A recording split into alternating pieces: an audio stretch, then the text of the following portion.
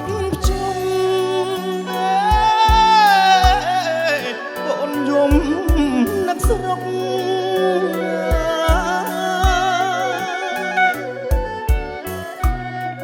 នឹកម៉ែនឹកពុកឃ្លាតស្រុកងាមកឆ្ងាយចាប់បែកសំបុកបែកពុកបែកបណ្ដា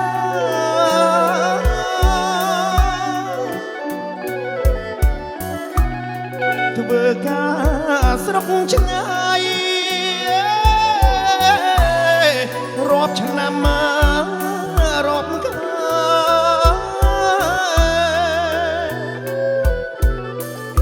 ភ័ក្រត្របត់បនជុំកូនចាំមិនណាភ្លេច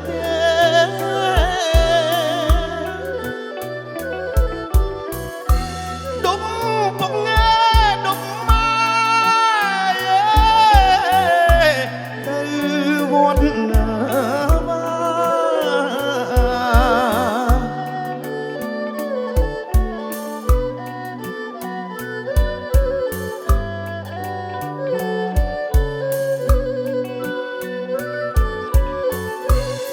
ស្រណោះខែភ្ជុំស្រុកខ្ញុំអង្គ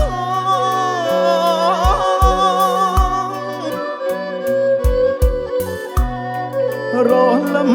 លៀងខ្យងសើមក្នុងអាចា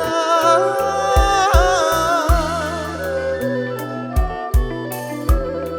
កំឡុងក្រមុំស្រុកខ្ញុំធ្វើការ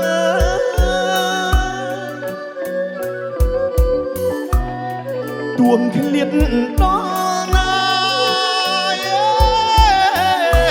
អូរលឹកស្រុកងា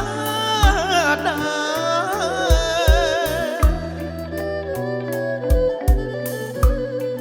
នឹកបាយនឹកមក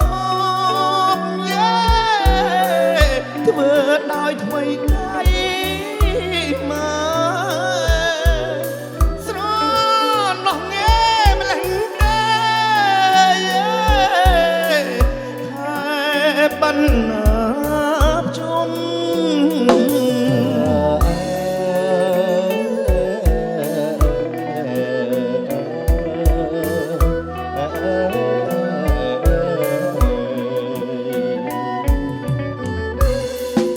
អរគុណច្រើនបាទអរគុណ